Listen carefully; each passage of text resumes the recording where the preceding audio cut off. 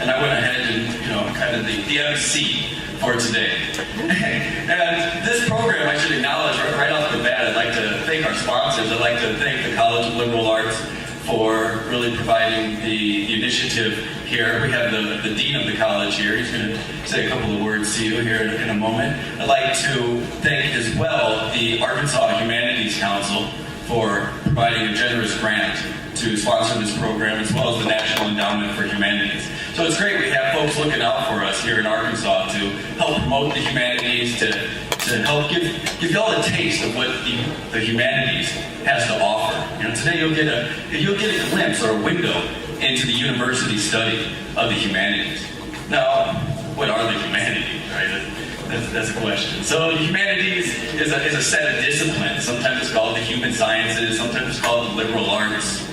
So we have English, we have world cultures, world languages, of course philosophy, religious studies, and a handful of other disciplines within the general umbrella of the humanities. Myself, I'm a philosopher. I work in the philosophy and religious studies department. So I like to ask the big questions. What's the meaning of life? These kinds of questions. Now today, the theme of the Humanities Fair, does anybody know what it is?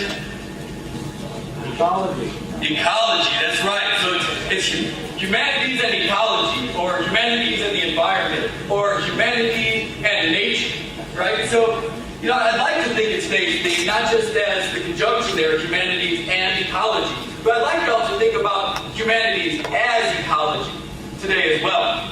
So what does the word ecology mean? Ecology means an account of the home, right? So the prefix there in ecology is from the Greek oikos, which means home. The suffix, anybody know that suffix? Logos, right? The study of the account of the home. So I'd like us all to think about how can we conceive of our home? How can we experience our home? This natural world that we inhabit. How can we conceive of it through the lens of the humanities? What can the humanities teach us about our environment, about ourselves in relationship to the environment? Right, so these are the kinds of big questions that I'm particularly interested in, that I'm hoping that y'all will explore throughout the course of the day. And as you'll see throughout the day, again, we have a diverse set of faculty from a diverse set of disciplines to approach this general topic of humanities and as ecology. And you'll see that the different scholars representing the different disciplines within the humanities are going to approach the topic using different methods, presenting different perspectives. So we'll see different angles through which these important questions can be addressed from the perspective of the humanities. Now, before I eat up all my time, or all of your time throughout the day, let me go ahead and put the brakes on my philosophical waxing, right? And I'd like to go ahead and introduce the Dean of the College of Liberal Arts, Dean Maurice Lee. So if y'all would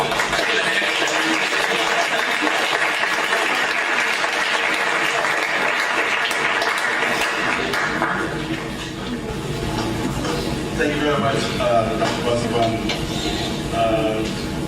As he said, he was waxing philosophical. I like to keep it very simple. It has to do with humanities and nature. And for me, it just means it's simply cold outside. I had to put on a heavy coat this morning and put on gloves and a hat and come to work. And I'm originally from Oklahoma, living in Torrance in the South, so I'm not particularly keen about cold weather. So I applaud you in terms of your willingness to get up this morning, to get dressed, to come to school, but also to come to UCA and to see what we have to offer you in terms of humanities. I've been the dean here for 15 years. be the dean if I did not say that you have made a great choice in terms of deciding to do something with the humanities and the liberal arts, because I think that we provide truly the best education at UCA. Also would not be a dean if I did not say that I think that UCA provides the best undergraduate education in the whole state of Arkansas. And we're pleased that you're here and to talk to you about what we do and the kind of things necessary for you to get a career.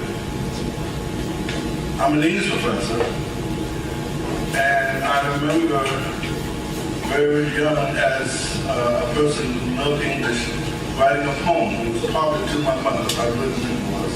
I know I've seen some of your poetry, I've seen some of your literature. And it was bad. I mean, I know it was bad. It was not, most of the about it wasn't that bad. But it was close to it. And when I gave it to her, she said, thank you very much for the poem. I really love it. I said, Mom, you don't know that poem. That is a lousy poem you've done. She said, no. She said, because it's from you to me, and it's our personal history. And that's all that's necessary. And so when I look at the kind of stuff that you're doing, and I know you're wondering, is this story any good? Is this poetry any good? Is this essay any good? Does it mean anything? Will it help me get a career or something of this kind? I would say yes. Because from Aristotle to Plato to Nietzsche and Kant to Hemingway to Arthur and Melville Twain, they made their step. They made their history. They made their footprint. In that you make yours. That's all that's necessary. Not necessarily to say I cannot be as good as they are. It's just necessary for you to make your footprint, your story, your voice, and then the next generation will make its footprint and its story and its voice. So it's necessary for you to do yours, regardless of how little, regardless of how big, regardless of how great, how small. You simply must put your footprint there in the history of the humanities so that the next person can put theirs there. So we are involved with senses of social justice and human dignity and what it means for us to be the person that we are on this particular day at this particular time. That is what counts. That is what matters. And that's what you need to rejoice and explore. So welcome very much to UCA. Welcome to Humanities Fair. I want to thank Dr. Brasovan for putting this together. I'm having a vision to continue the things that we started some years ago. Please join me in giving an applause for that. Thank you. Okay, good morning. Good morning. I'm Raymond Fontaine. I teach in the English department. I teach English Renaissance literature, particularly John and Milton. I teach the Bible as literature. I teach peculiar courses like Allen Ginsberg and Buddhism. Anything that has to do with religion, I cover. What I would like to talk with you, discuss with you this morning, is a very particular moment in cultural history in the mid-19th century when, after the Industrial Revolution had become so deeply rooted in England and France, and you have a reaction against it. In the early 19th century, William Blake, for example, protested about the dark satanic mills that were dotting the English landscape. These factory towers, smokestacks that were spewing black filth over the beautiful, gorgeous English countryside.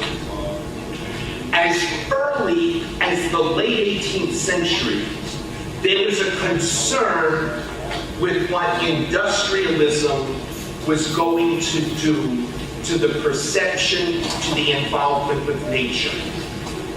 And if you'll think for just a moment, if I were technologically oriented, I would have a PowerPoint presentation for you. I wouldn't have the slightest idea how to prepare one. But I would give you just a very, very quick run through culture and nature in the Western world. If you stop and think about what a medieval castle looked like, They were monolithic. Enormous blocks of stone were used. Often, the walls of a castle were 12 feet thick. And you would have just little slithers, openings in the walls, out of which archers could shoot arrows at anyone approaching. You didn't trust nature. Civilization was more important than nature. Nature was something you had to protect yourself against. It's only with the Renaissance that people were able to start thinking about nature as something to engage with. If you were to look, if I had a nice architectural history book and could show you a Renaissance chateau, one of the most impressive features is that was the creation of what they called a gallery. A long, slender room, one wall of which was nothing but floor-to-ceiling windows. The facing wall, floor-to-ceiling mirrors. And this is where you would have a ball, this is where the king, the duke, whomever would receive. And you had a way of interfacing with nature. You have the only glass you have in medieval construction, if you think about it, are stained glass windows in cathedrals. When you get to the Renaissance, suddenly opening a window to nature becomes a way of engaging with the Creator's creation. And so the great poem of the English Renaissance, John Milton's Paradise Lost, is famous for its depictions of Satan in hell, darkness visible, but also for its descriptions of Adam and Eve in the garden.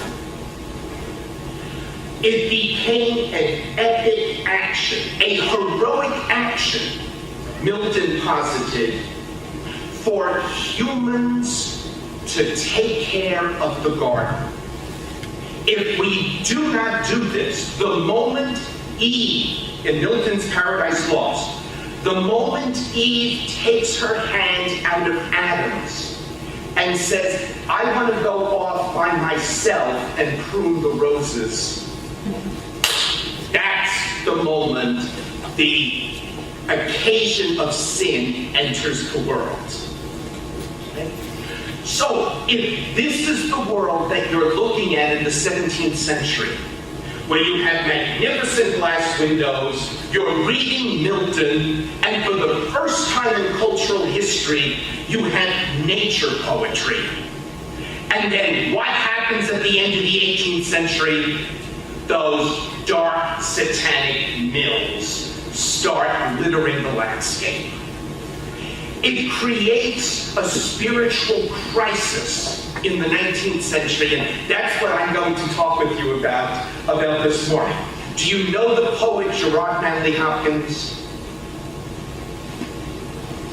Most of you are looking carefully neutral, as though you don't want to admit that you don't recognize the name. Gerard Manley Hopkins was born into an upper-class Protestant family in the mid-19th century, and he converted to Roman Catholicism as part of the Oxford movement. People were becoming frustrated with the religious status quo in England. People thought that the church had become too mechanical, and so to revitalize it, some people thought a return to early Catholicism, going back before the Protestant Reformation in the 15th, 16th centuries, was going to allow people a deeper spiritual life. Hopkins converted to Catholicism, but Catholicism wasn't enough for him.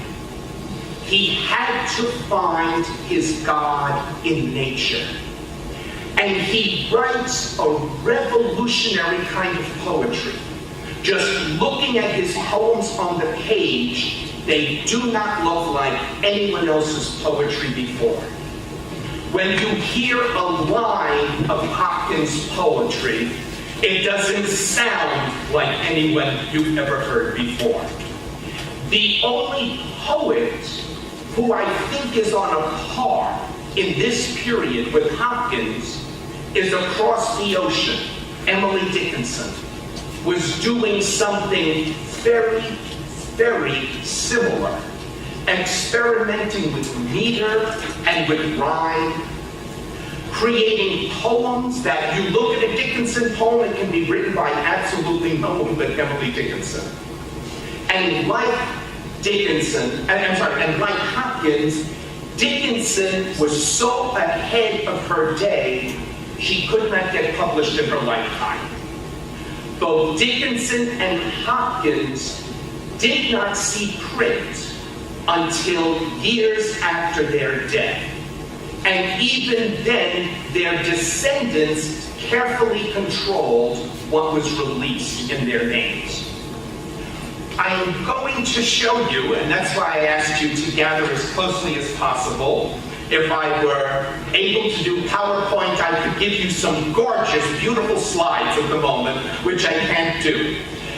Dickinson is the only poet that I can name who does anything similar to Hopkins. You know her poem, "Some Keep the Sabbath Going to Church." I sit, Lori help me. I sit under a tree with a orchard for a dome and a bobolink for a choir stir. God preaches, a noted clergyman. His sermon is never long. And so instead of going to church, instead of going to heaven, I'm getting there all along. Instead of going to church, which she said was boring and fusty and dry and dusty, and the preacher simply droned on, she'd rather sit outside in the orchard behind the family house and allow God to speak to her through nature. We can find a visual analog to what we're going to see Hopkins did and what Dickinson does in the paintings of Vincent van Gogh. This is Van Gogh's, I am so sorry, people in the, come on up. Unless you can see this in your mind's eye. But Van Gogh's most famous painting is called Starry Night. It's in the Museum of Modern Art in New York City. It is the #1 attraction at MoMA.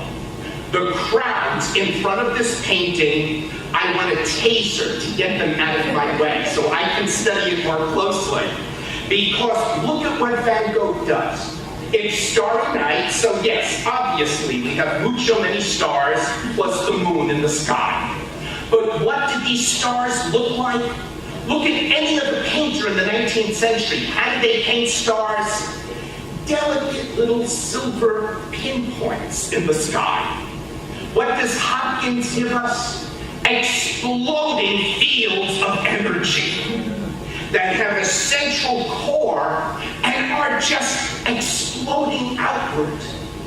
He gives us a cloud in the sky, but look at how it travels. It almost looks like the tendril of a vine. This is a world that is charged with divine electricity. This is a world that has energy pulsating through it. You cannot, and what what Van Gogh does in painting, if you get up close to the painting, so get there before the museum opens and make a mad dash. Once you get in the doors, make a mad dash and stake out your claim in front of this canvas. It's on the first floor, so you can get there quickly. But it is terrifying to look at his brush strokes. Hopkins did not use a paintbrush. He used a scalpel. He laid out unmediated colors on his palette. He didn't mix the colors, so they come out in bold primary colors. He took a scalpel and he laid on the paint. It looks as though the paint is bubbling off the canvas.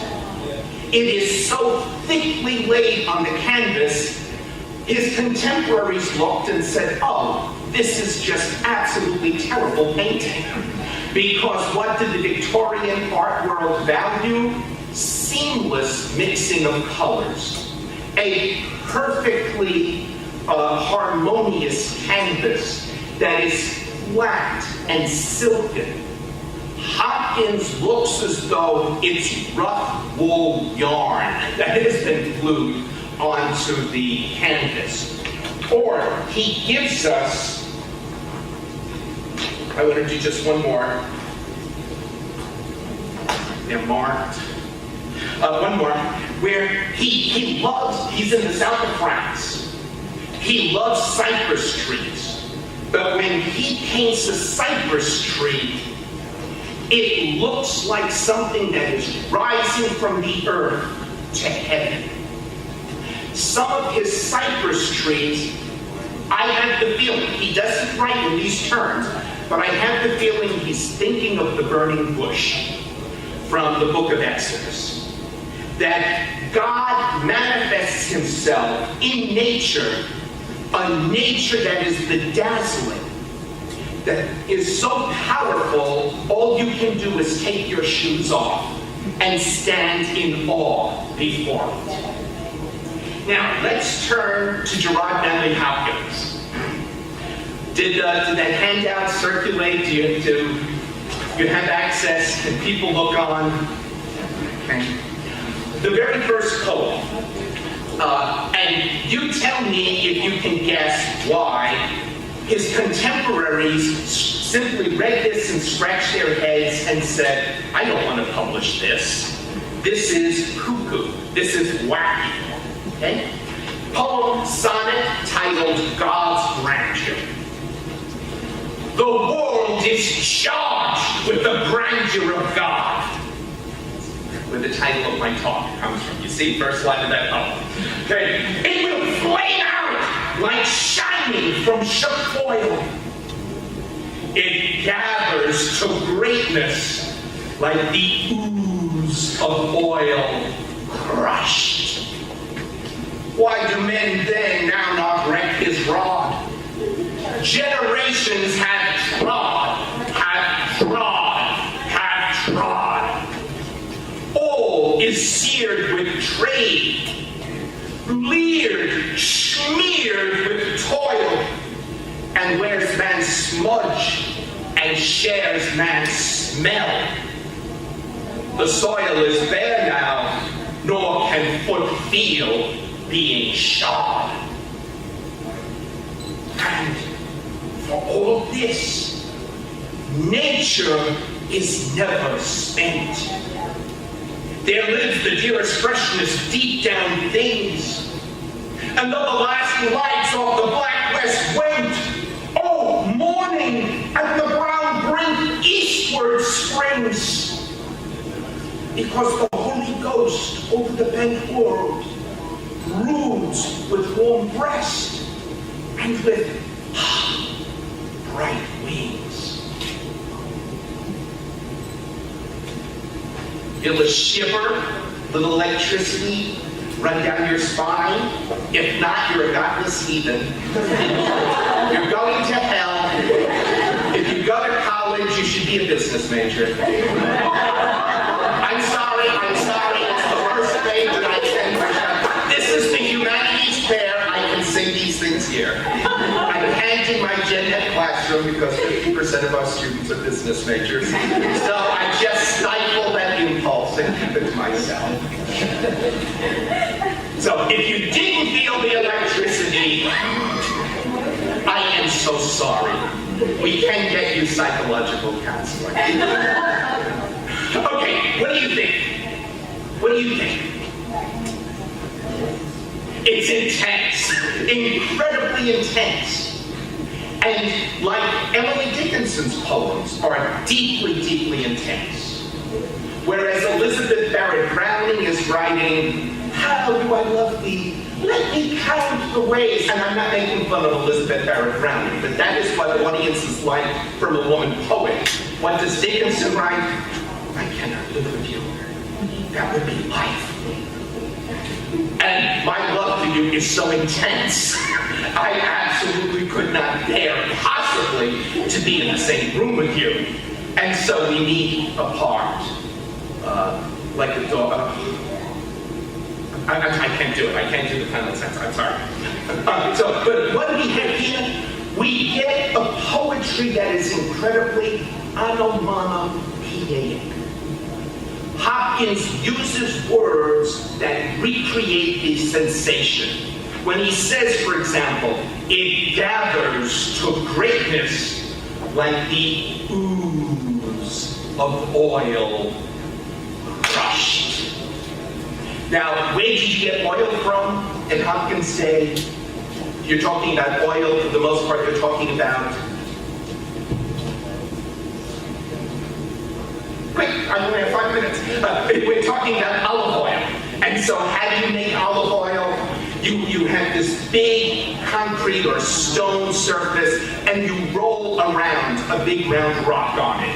And the oil bubbles up out of the olives, and it oozes down into a central drain and into bottles.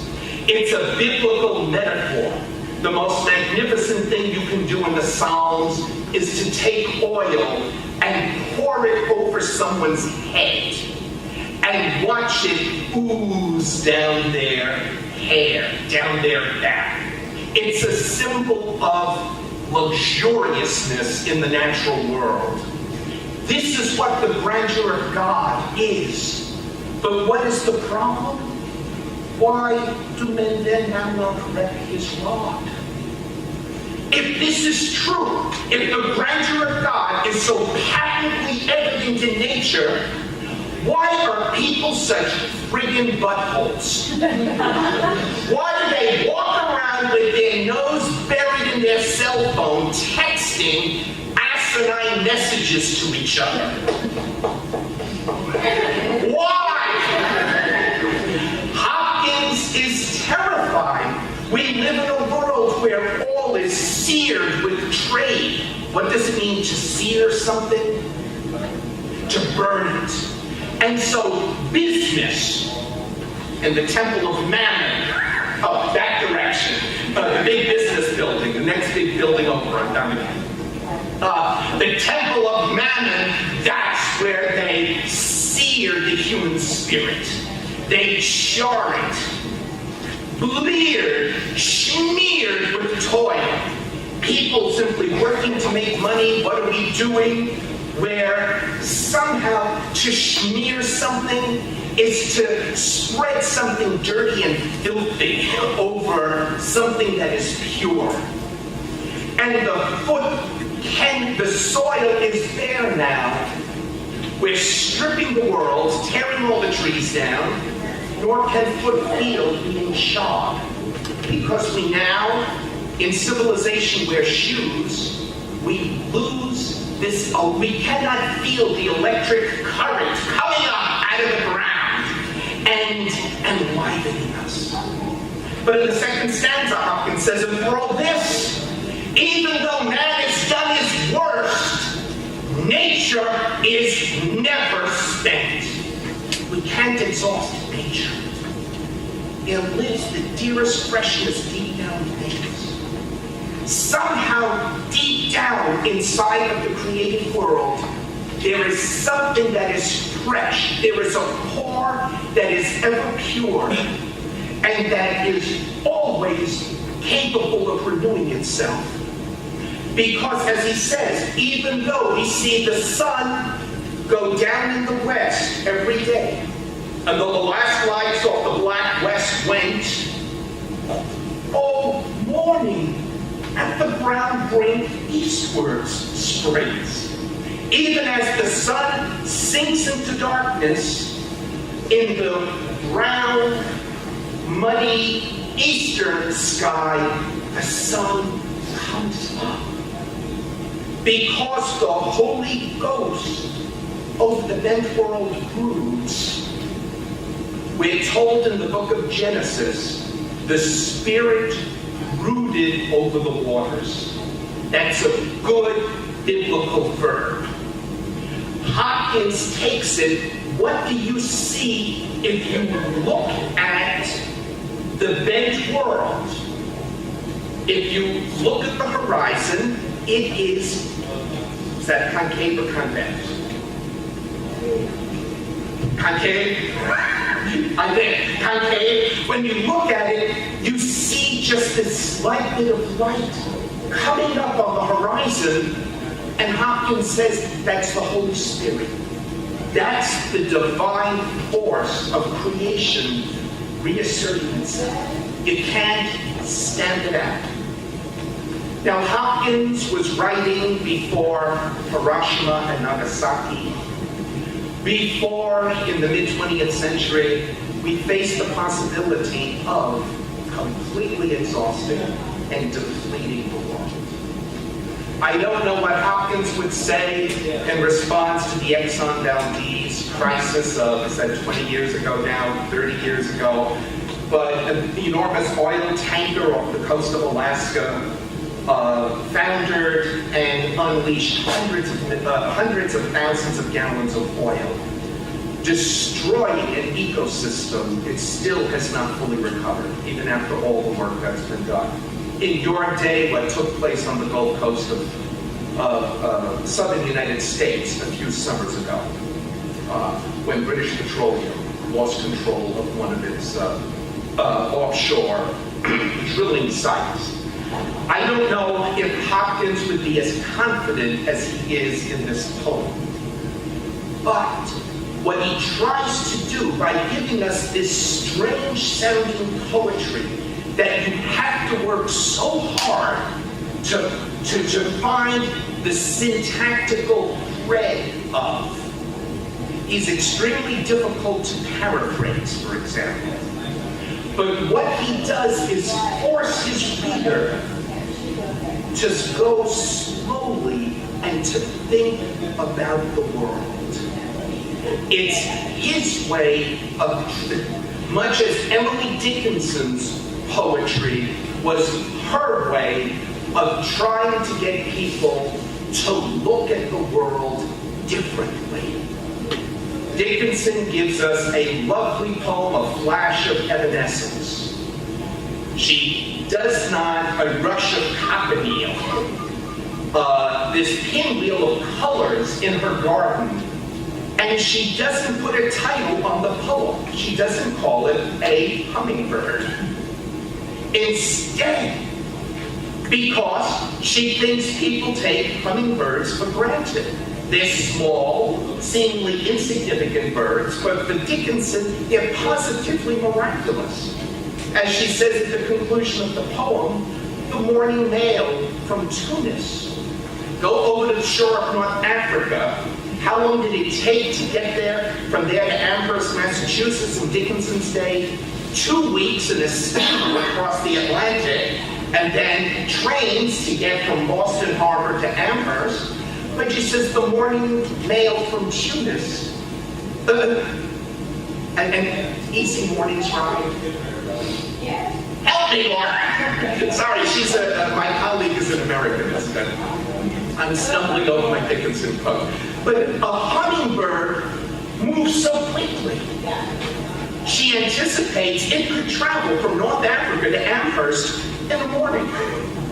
Instead of it taking a letter 3 weeks to travel that distance, the hummingbird could deliver it easily in the morning because it moves so quickly. Most people don't pay attention to hummingbirds in their garden. Dickinson gives us a poem, a riddle-like poem that asks us to consider what we're looking at to look differently. I have 3 other poems I could do with you, but alas, we have time. I think the next session starts at 11:15. We've got 5 minutes of discussion. Did I talk too much? Okay, can I read you, let me just read you the second poem. Do you know what a windhopper is? It's a hawk that you see up in the sky, and what fascinates Hopkins, it flies up into the sky, and it swoops around to fly directly in the face of the wind. And this to him becomes an emblem of the Christian mystery of redemption. So, but you have to listen to the sound of the hawk's flight in this poem. You ready? You ready? Okay. I caught this morning's minion, kingdom of daylight's dolphin, dappled dawn drawn falcon in his riding of the rolling level underneath him steady air, and striding high there, how he roamed upon the rein of a wimpling wing in his ecstasy. Then off on swing, as a skate's heel sweeps smooth on a bow bend. The hurl and gliding rebuff the big wind. My heart in hiding stirred for a bird, the achiever, the mastery of the thing. Through buter and valley and valor and act, oh, cried plume, here buff, and the fire that breaks from thee then, a billion times told lovelier, more dangerous, oh my chevalier. No wonder of it. Sheer fog makes bug out Sicilian shine, and blue-bleak embers, ah, my dear, fall, gall themselves, and gash gold vermilion. Thank you. And so I'm thrilled to be able to share with you some of my research.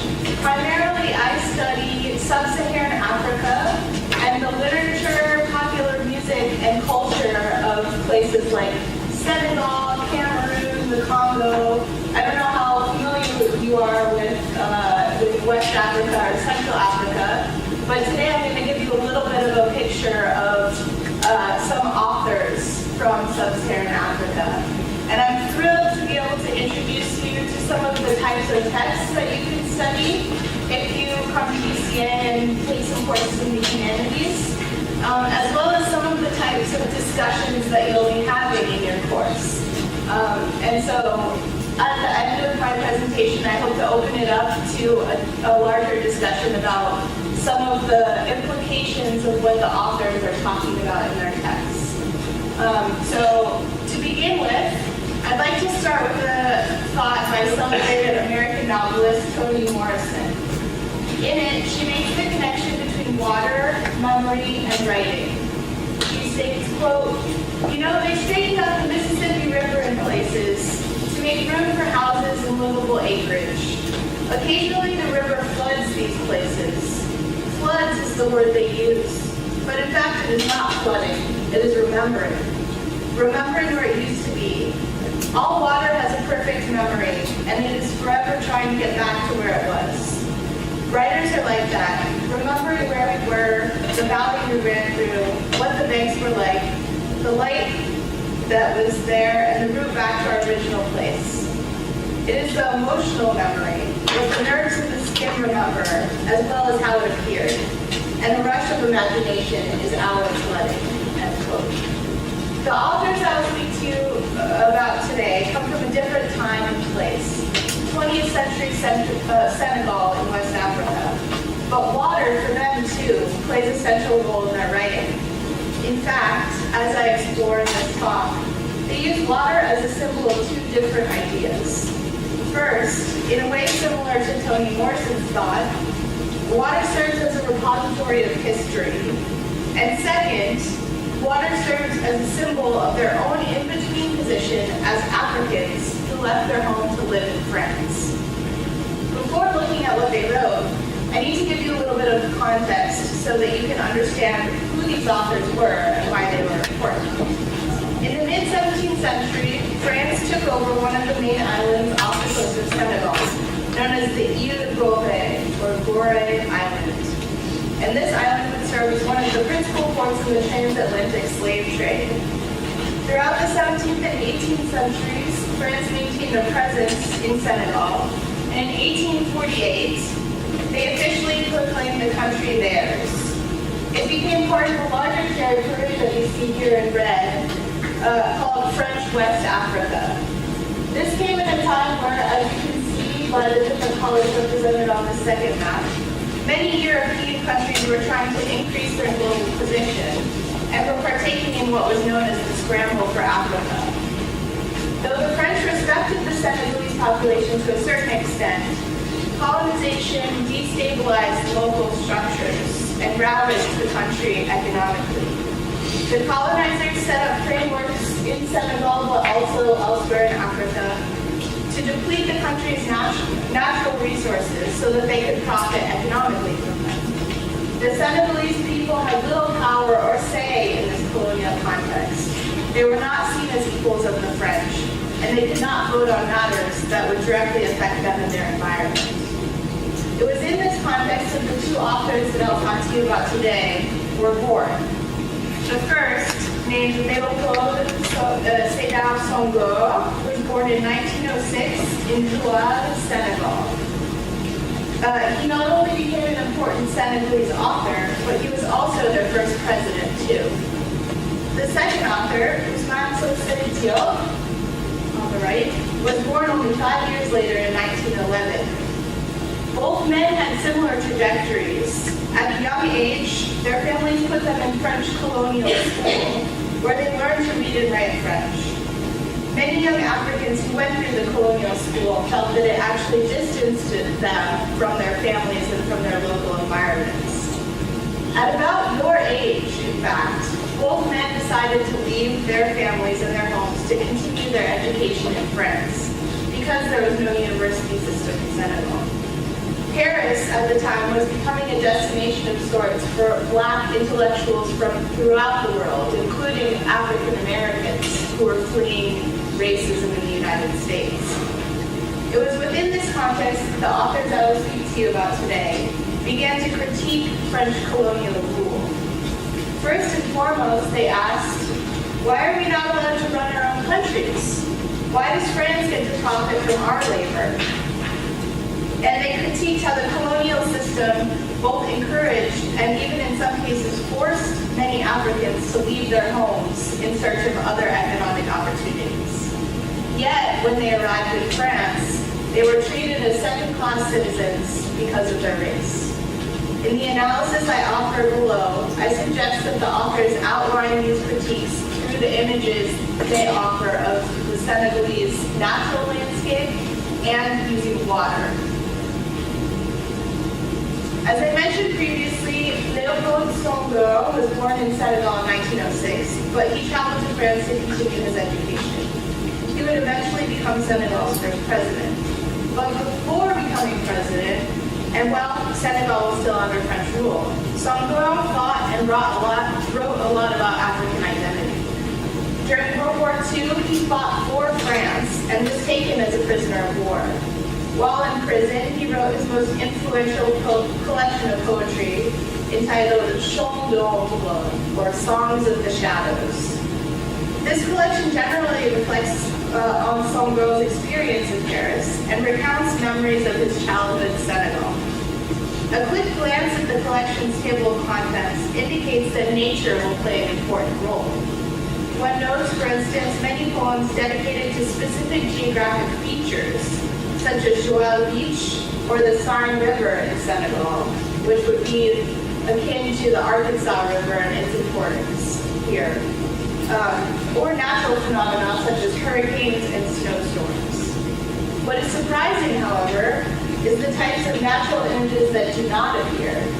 Specifically, though Senghor was very critical of French colonial rule and the impact it had on the Senegalese environment, he rarely critiques it explicitly in his literature. That is, except for in one remarkable poem called Neige sur Paris, or Snowfall on Paris.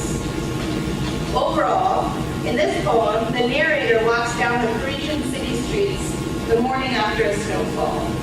The glacial whiteness of the fresh snow that now covers the Parisian landscape symbolizes in the poet's mind the white hands that forever altered his own native landscape. He thinks about, quote, the white hands that cut down the palm trees that dominated Africa, in the center of Africa. Yet the narrator uses this image of colonial violence to raise a really important ethical question. How should the Senegalese population respond, having lived through this colonial violence? In other words, if someone comes and takes your land, sells its resources, and becomes rich while you get nothing and have no say in the matter, how should you react? I want you to keep this question in mind because at the end of the presentation, we're going to come back to it and talk a little bit about it. But what is Songo's surprising answer? You should forgive, not rebel.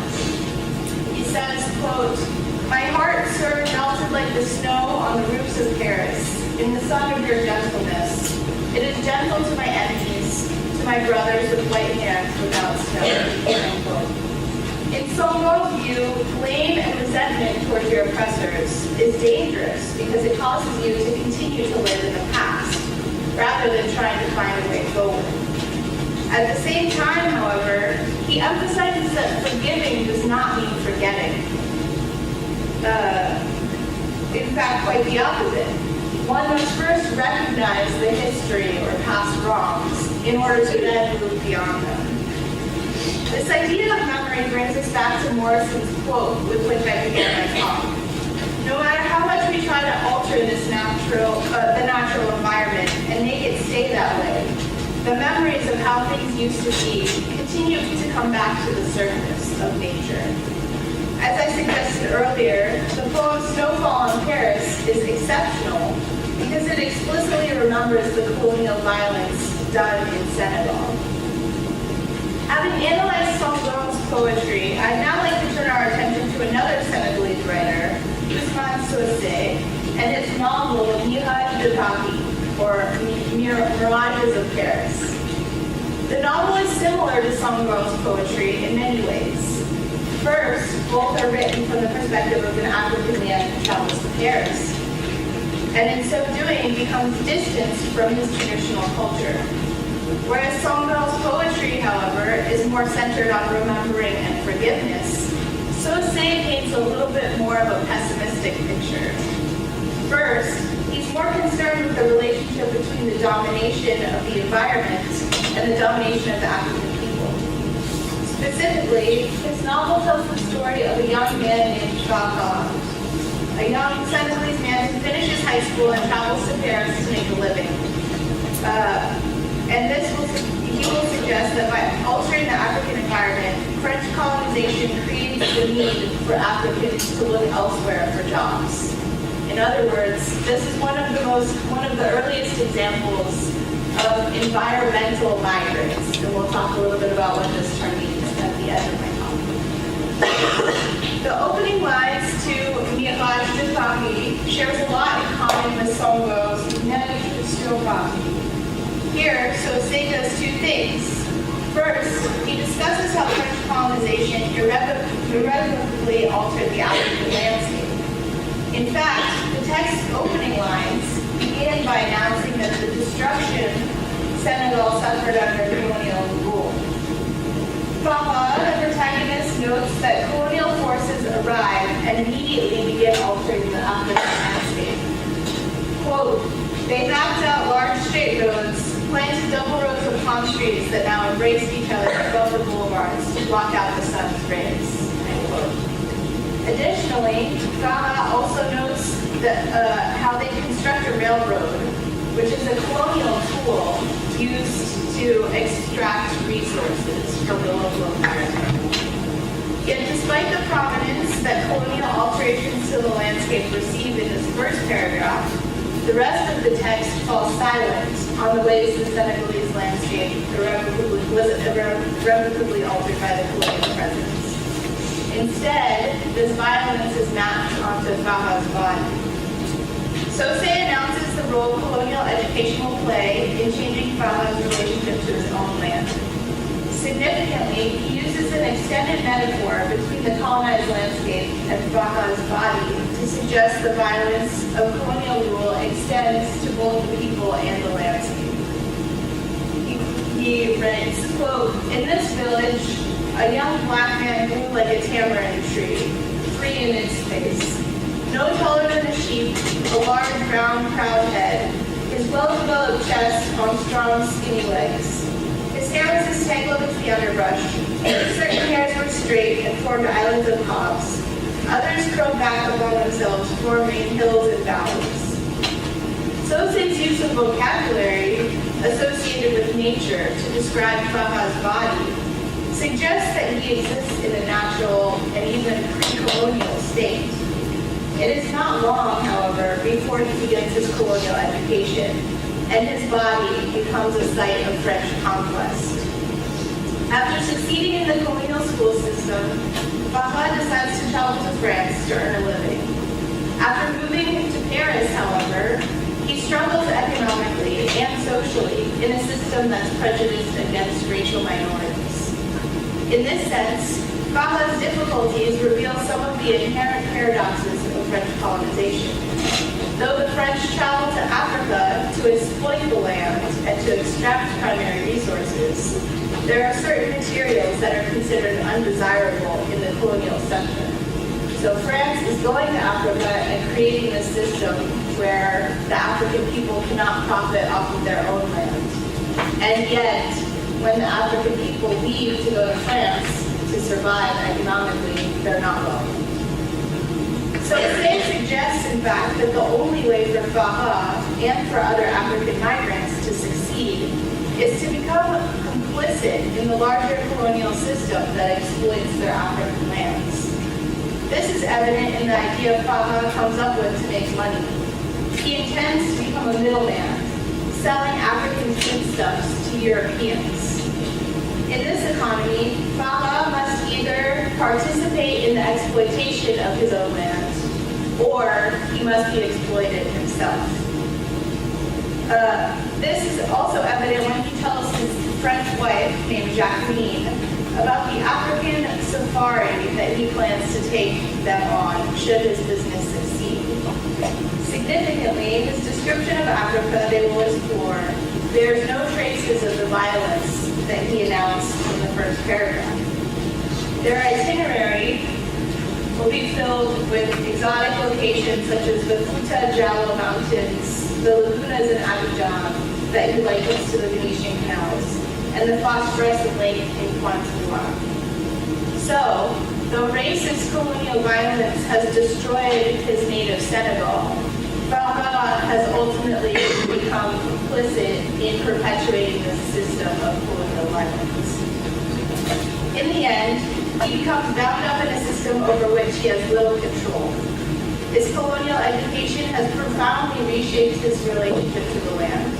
And as I highlighted above, he becomes complicit in perpetuating those same structures designed to exclude him.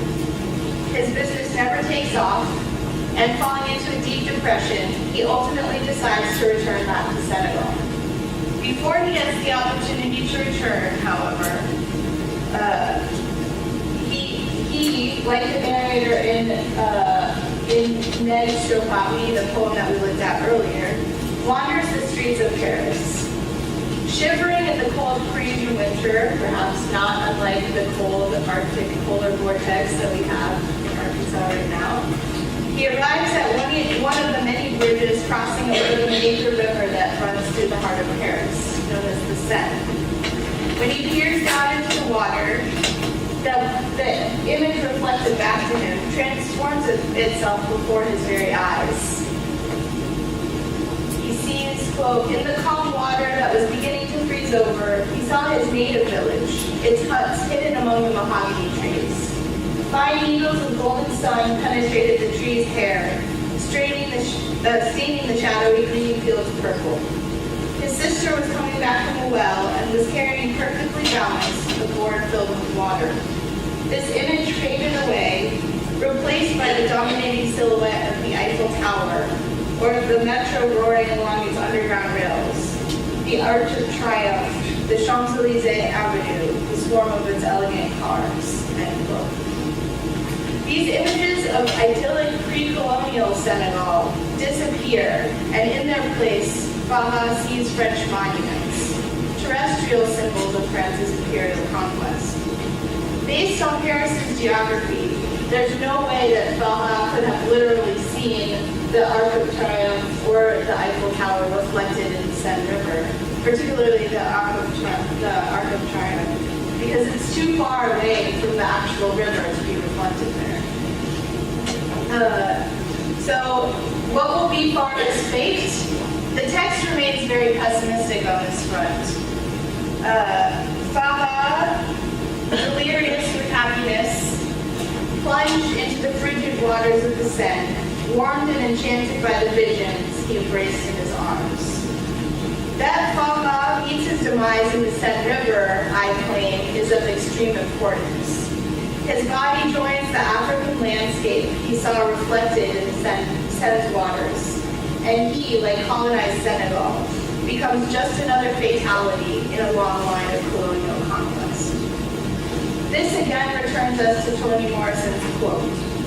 Whereas the colonial violence has been erased from Senegal's landscape, much like the lands in the United States have been altered by rerouting the Mississippi River, the river in the heart of Paris, the Seine, remembers.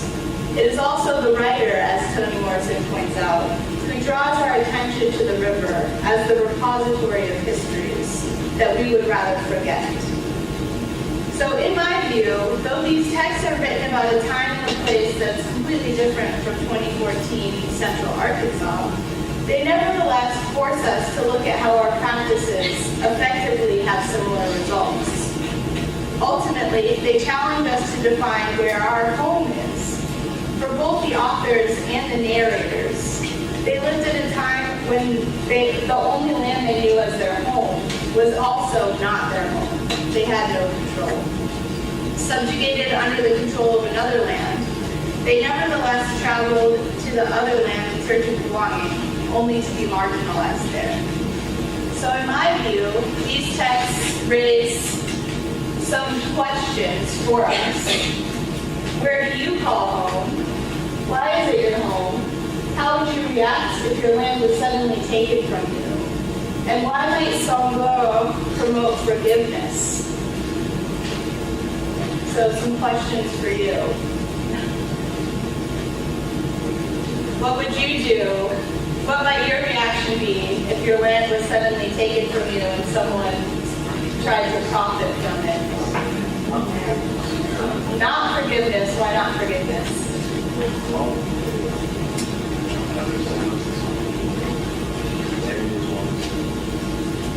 And this is actually a really good point. So you said it's my home. How do you all define your home?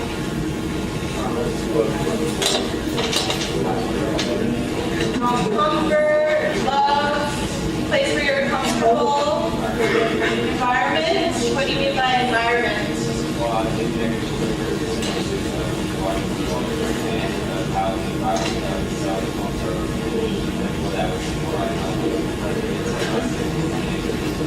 So maybe geographical features. Have you all thought about where your home is? Yes? Sorry, I'm in kind of French English mode right now. But for those of you who've thought a lot about where your home is, have you thought about why you thought about where your home is? Family? What does that mean to you? So if your family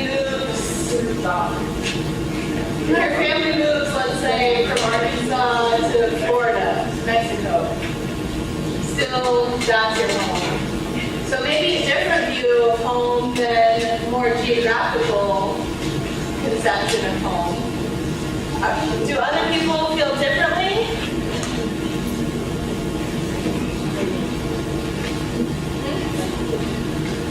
What do you mean? So, do other people feel really tied to geographical features? Well, I feel like my home is where I feel most comfortable and where I'm accepted and where I see myself. And I might live in Arkansas, my home might be in Texas. That's where people are familiar with. That's where everyone's style and whatever it is. So more of a feeling than relationship to like geographical things. Did I see an over here? Yeah, whenever I'm in Colorado, I moved there last year. That's so felt like my home was in Arkansas. So here in the text, I've been outlining a little bit more of a geographical definition of home. But obviously, when the narrators travel to Paris, they don't necessarily feel like that's their home either, because they don't have that community that you all are describing. They feel like they're outsiders in a land that's not their geographical home. But yet in Senegal, they feel like they're not necessarily at home either, because they have no control over their own land. I'd like to also talk to you a little bit about some of the contemporary implications I see in the text that I've been looking at with you. So, since the 1970s, different scholars have been talking about environmental migrants and climate refugees. Have any of you heard of these topics? So basically, if we look at the map over here, different phenomena going on in the world have been changing the natural environment such that people can no longer raise their crops or do whatever they need to do to live off of the land. And so, particularly in the red areas here, we have people moving away from those areas in search of a place where they can actually sustain their communities. And often this leads, so some examples are drought, desertification, and storms. And if you notice, it's actually starting to affect the United States as well, particularly in the low-lying areas, coastal areas like Florida. And so people are moving away from these areas in search of a place where they can sustain their community. But this is also putting pressure on places that they're moving to, right? And causing some conflicts.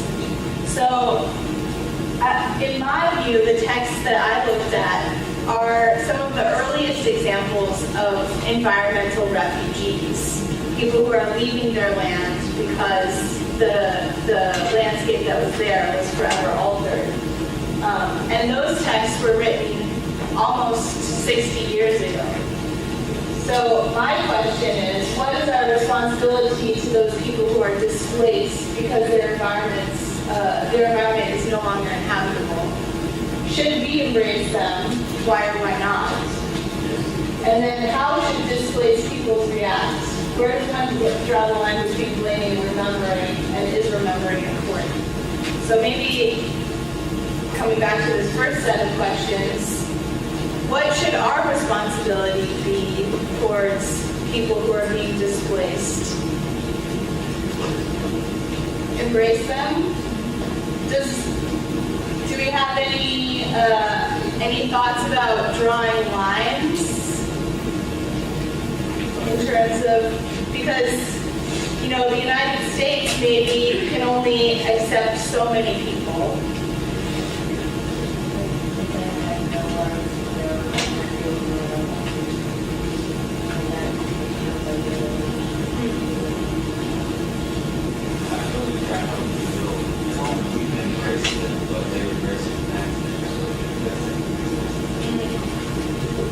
Whose responsibility is it to accept these populations? Obama's responsibility.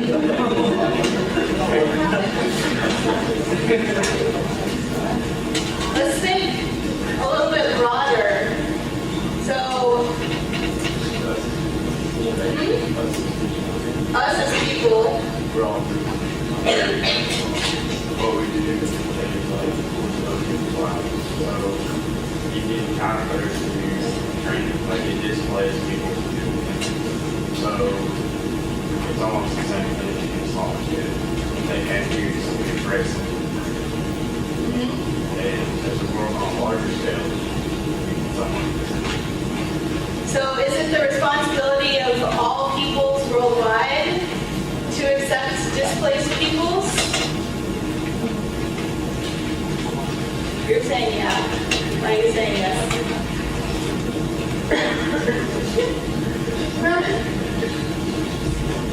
Are there any instances? Where is this yes coming from? Why? I think there's kind of think about it. If you put yourself in there, like what how are you going to do something to accept you on the back of your head? So that's not the way it's like what does that mean? Would I like something now? What else would I do? And I think some of the really important questions, these are some of the really important questions of the text that I'm looking at are hoping that we reflect upon. But also, I think there is a relationship between this first set of questions and the second set of questions, namely in terms of responsibility. So the texts that I talked to you about today were from Central and West Africa, where the United States didn't necessarily go and colonize these areas, but perhaps we still have some responsibility towards displaced populations in terms of consumption of fossil fuels or looking at how our behavior is affecting other populations. And so I hope that this presentation, even if you weren't familiar with Central Africa prior to it, you can see a little bit of the relevance that these texts have on some of the ethical dilemmas and the really important questions that we're going to be needing to address potential right now and very soon in the future. So thank you for your time.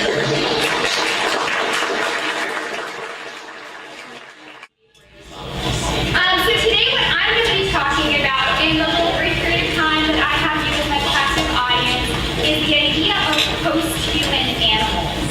Alright, that sounds all crazy and fancy, and I'm going to use some fancy philosophical language, but what I'm really talking about is the way in which who and what we are is much more than just a group of human beings separated from our environment and other animals. Who and what we are is actually much more embedded in the environment, in connections with animals, in connections with technology. And the way I want to talk about this with you all today is in relation to a book that recently came out that I have a chapter in that I highly recommend for all of you. It's Roald Dahl and Philosophy. And I'm not plugging it because I get royalties, because I don't really. I'm plugging it because it's a really great introduction to philosophy in a lot of different aspects of philosophy, and it connects all of these theories and ideas to books by Roald Dahl. So raise your hand if you've ever read a book by Roald Dahl in here. Right, the BFG, The Witches, James the Giant Peach, Charlie and the Chocolate Factory. Right, at some point in your childhood, you either read one of these books or one of these books was read to you. Right? It's pretty difficult to escape Roald Dahl. The other great thing about his books is that many of them have been made into movies. So I'm sure that you've seen at least one of the versions of Charlie and the Chocolate Factory. I think that, wow, you are one of maybe 10 people in the United States that's never seen any of these. No. But one of the films that you might not have seen, but is actually a really great adaptation of the book, is the film version of The Witches. Came out in the 80s. And this film stars Angelica Houston and is a little bit terrifying for a kids movie. It's actually a pretty appropriate adaptation of Roald Dahl's books. But I want to show you just a little scene from this to sort of set the stage for the idea of this book. And then we're going to talk about how this relates to post-human animals. So hopefully the sound works. Fingers crossed.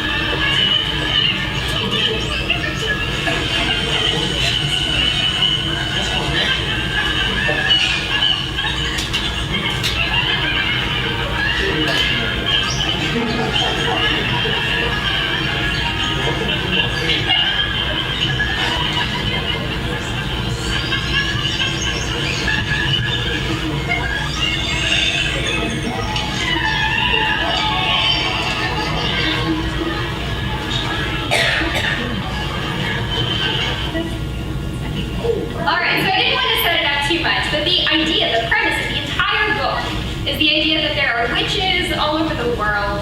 They're always women or look like women, but they're not really. They're these sort of supernatural beings. And they hate children more than anything else, right? That's what they live for, is just they hate children. And so their entire mission in life is to try to figure out a way to destroy all of the world's children.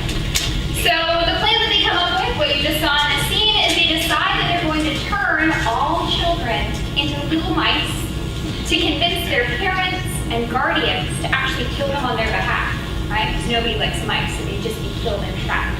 So really devious, right? This is a pretty evil plan. The entire premise of the book then should be that this is threatening and terrifying children, right? Almost like a ghost story. Oh no, you're going to be turned into a little mouse by an evil witch, and your parents are going to kill you because you're an evil mouse, right? All those books are a little messed up in reality, especially when considering that they're actually children's books. But what happens in the story is that one of the boys, you see him just briefly in this scene, hiding behind a curtain. He gets wise to the witch's plan. Right? He figures out what the witches are going to be doing, and he decides to take it upon himself to make them stop.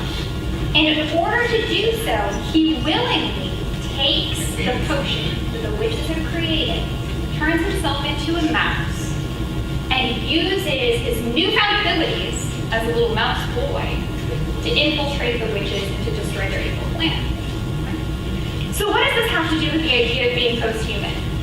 So the idea of post-humanism in philosophy is the idea that we can no longer think that human beings are special, separate beings on this planet who have the unique and exclusive capacity to reason, who have the unique and exclusive capacity to be in charge, who have the unique and exclusive capacity to just use up all of the other world's resources.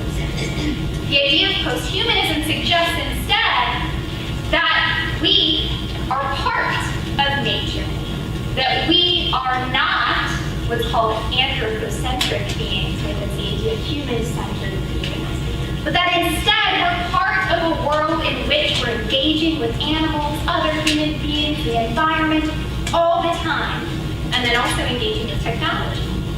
And if we reconceptualize ourselves as post-human beings rather than this sort of humanist-centric being, then maybe we can come up with new strategies for figuring out our responsibilities in this world. Right? So the theme of this overall conference that y'all are attending, right, this Humanities Fair, is thinking about environmentalism, ecology, right, questions of what duties we have to this world. Well, if we start to reconceptualize ourselves as little post-human creatures, then our duties and our obligations change, but also our strategies for responsibility change. So I want to return again to this idea of the little mouse boy. As a boy, he is just under threat, right, in the story of the witches. He is the prime target, the prime person that the witches are going to go after and try to kill, right? Because their exclusive goal and purpose in life is to kill all children. So as a little boy, he's their target. Once he turns into a mouse, he just uses that ability for him to be a target. And he actually develops a unique set of skills and abilities that he didn't have exclusively as a boy. Now, when he turns into a mouse, he doesn't just become simply a mouse. The book makes clear that he still retains his identity. He's unnamed throughout the book, so he becomes Mouse Boy. Right? He becomes this hybrid between the two. He retains some of his identity. He retains some of his relationships. He actually ends up developing an even better and closer relationship with his grandmother, who takes care of him. Because as a mouse boy, his lifespan is limited. Right? Mice don't live very long. So now he realizes that he'll live approximately the same amount of time as his grandma. So they get a lot closer to each other, right? She only has a few years left. As a mouse, he only has a few years left. They're going to be best buds, and they're going to go out and fight all of the witches together for the short period of time they have left. It's very dark. This book is great, but it's very, very dark. Right? He's going to die soon, even at the end. He stays turned into this mouse. Right? It's very, very dark. But this new orientation on the world, or this new understanding of himself as a mouse boy, as this hybrid creature, right, changes the way he sees his responsibilities. Because he doesn't have to live in terror anymore, because he's not just a boy, right? He's actually given a little bit more gumption, right? He's given a little bit more fight, and he feels like he's actually more powerful and more able to infiltrate the witches, which which is true. They're not going to be seeking him anymore. He's not a child, right? He's already a mouse. Anything that they try to do wouldn't be any more effective than what he already is. So he goes and he's able to infiltrate, and in the book he's able to destroy all of the witches in England. They're in England at the time, but he realizes that there's a worldwide mission for the rest of his life. So I want to take this idea, right, of this example of the mouse boy, and I want to apply it to a little bit more strict philosophy. So there are a couple of things that this idea of post-humanism does for philosophy itself. It challenges us to think in new ways, right? And this returns back to this idea that now we should be thinking in terms of our adaptation to the world, in terms of adaptation to technology, but it also changes our thinking about what's expected of human beings themselves. So post-humanism doesn't just mean that it's after humans in the way that we think about it in everyday language. It also references the idea of the humanities and humanism itself.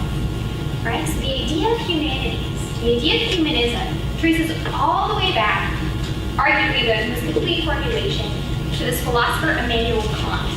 Right? If you ever hear of 3 philosophers in your life, you'll probably hear of Kant, Plato, and Descartes. Right? Those are going to be the 3 biggies that you'll hear about. Immanuel Kant argues that human beings have a responsibility that's unique to them because, as human beings, they're rational, they're moral, and they're autonomous. And they're rational, they're moral, and they're autonomous. And he says this sets up human beings over and against everything else.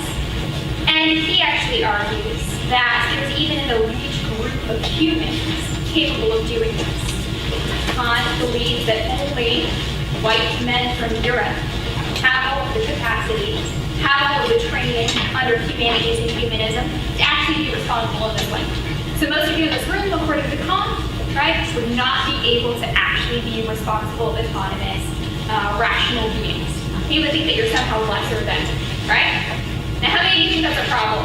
Being segregated into a group not capable or responsible for all of these things. A couple of even white guys, right, who recognize that they have privilege, still find this problematic. Good job, those white guys that raise their hand. This is problematic.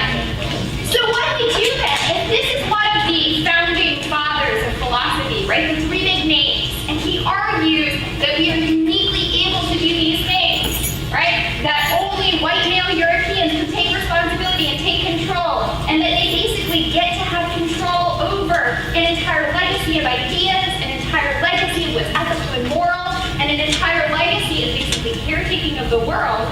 This seems like a problem, right? So what do we do? How do we develop a response? So one of the contemporary responses in philosophy has come from a group of feminist philosophers and philosophers of technology who identify themselves as the post-humanists, right? And so the post-humanists say, one way we're using this term of post-humanism is to say that we're not anthropocentric, right? Humans are in the middle of the world, or the center of the world.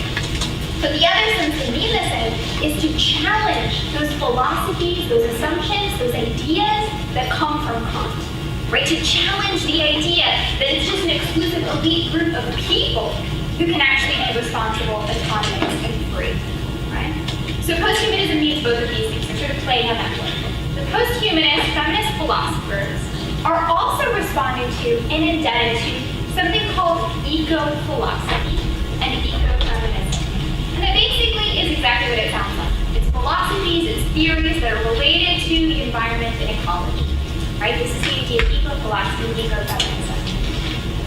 The eco-feminist philosophies in particular, those women who identify, right, as eco-feminists and then later as post-humanists under feminism, also recognize that there's an added problem, even in philosophies of the environment, that suggests that men are responsible caretakers of the world, right? And that's our duty and obligation.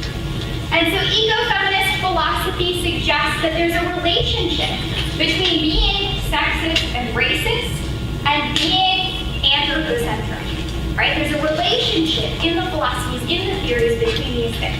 That it's the same people who make the same arguments that human beings are the center of the earth also make the argument that only white male Europeans can be responsible and in control, right? So everybody following this is crazy philosophy. If you're following this, you can handle any philosophy class. Good. All right, pat yourself on the back. Somehow you're able to do it. So eco-feminist philosophy then says, maybe we should reconceptualize, maybe we should think instead about the role in which women play in the environment and in the world. Now, one of the ways that sexism historically has been able to operate is that women have been relegated to nature, right? One way we can think about this is people who conceive of women just in terms of their ability to get pregnant and have babies, right? The idea of that is that they're just reduced to their bodily nature, right? They're just reduced to their bodily nature. That's all they're capable of doing, right? Is popping out babies, getting pregnant and popping out babies, right? This is bad. I like the women shaking their heads like, no. This is not good, right? This conception is not good. But this idea that women are somehow closer to nature, right, or somehow connected to nature, maybe this is a place that we can be appropriate. And we can say, all right, if you think women are relegated to nature, maybe they do have some insight into how we can be better environmentalists, better at ecology, more sensitive to nature, right? That idea is what underlies ecofeminism. Now, there are a couple of problems with this. So all we did maybe was switch from thinking of a male-centered philosophy, right, to now saying women exclusively can have connections to the environment, right, can have responsibility for the environment, can be solely in charge of making sure that we're being ecological and environmental. And that seems problematic too, right? We just flipped it on its head. So now this is where we get into the post-humanist feminists. They say, okay, we shouldn't be male-centric. We shouldn't just switch it up and then be female-centric. And in fact, we shouldn't be human-centric, right? Instead, we should be much more inclusive, and that inclusivity will let us use the unique skills, adaptations, and abilities of everybody that's got a stake in the game, right? And arguably, everybody's got a stake in the game when it comes to the environment, right? We all live in this world. We all share this world. We all share this environment. So we need to figure out a way to be as inclusive as possible in terms of our duties, our responsibilities, and our ethics. All right, so then this is the idea of post-humanism. All right, I'm going to read you just a little passage from Roald Dahl's The Witches.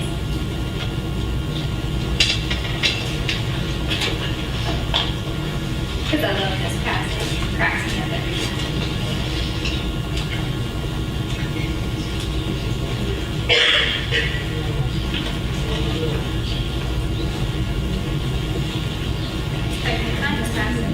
Here we go. All right.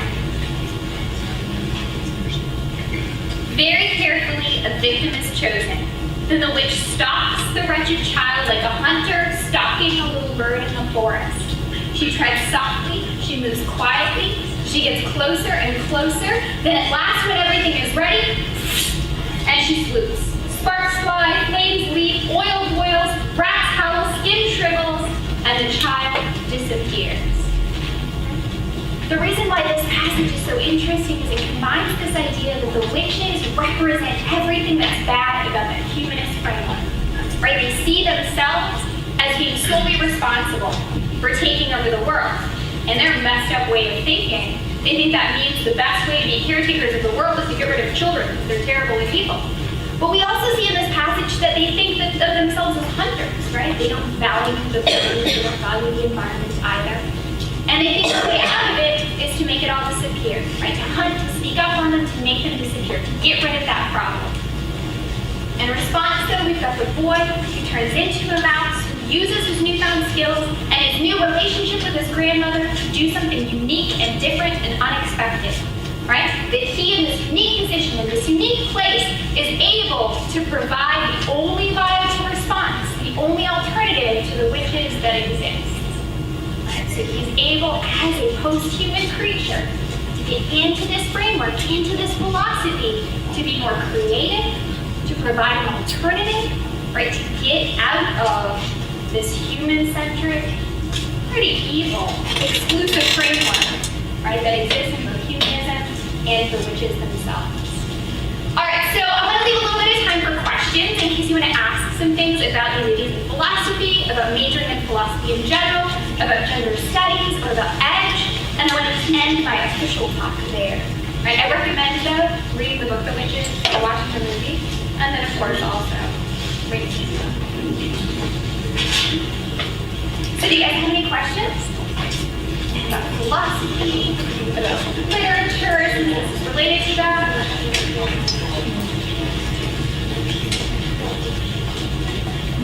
No questions? I explained everything about philosophy in 20 minutes, and you got nothing? When it comes to philosophy, how do you feel that if people start to think more philosophically, do you think that could solve a lot of the world's problems? Because if they're thinking more critically about things, it could be quite possible that could solve a lot of the world's endless problems. Good. So that's a big question, right? Can philosophers solve the world problems?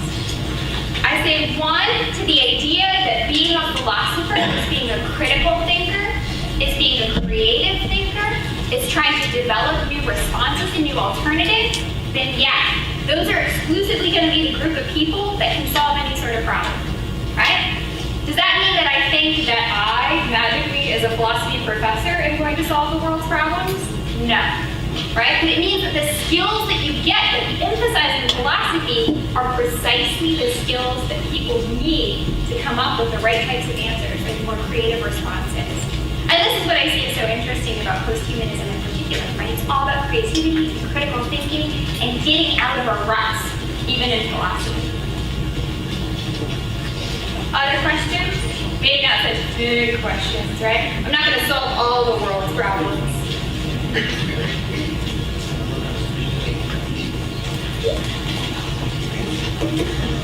So how many of you have ever read a philosophy text before?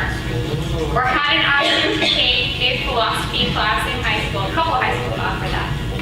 Good. Okay. So one person has taken a philosophy class before. A couple of you have read philosophy texts. What do y'all think philosophy means? Those of you who haven't taken a philosophy class before. I think that's one of the problems, right? People who aren't exposed to it, it's not like literature, it's not like history. You don't usually get to take those classes in high school. So sometimes college students will come, right, to UCA and they'll be like, I don't want to take a philosophy class. I don't even know what that is. What do y'all think it is? I'm going to flip it back on. What do you think it is? What is philosophy? Huh? To overthink, maybe. What else might it be?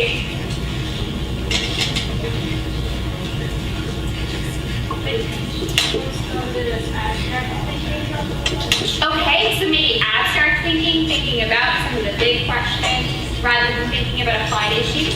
We can have applied philosophy too, so it's not just abstract thinking. That's a good model.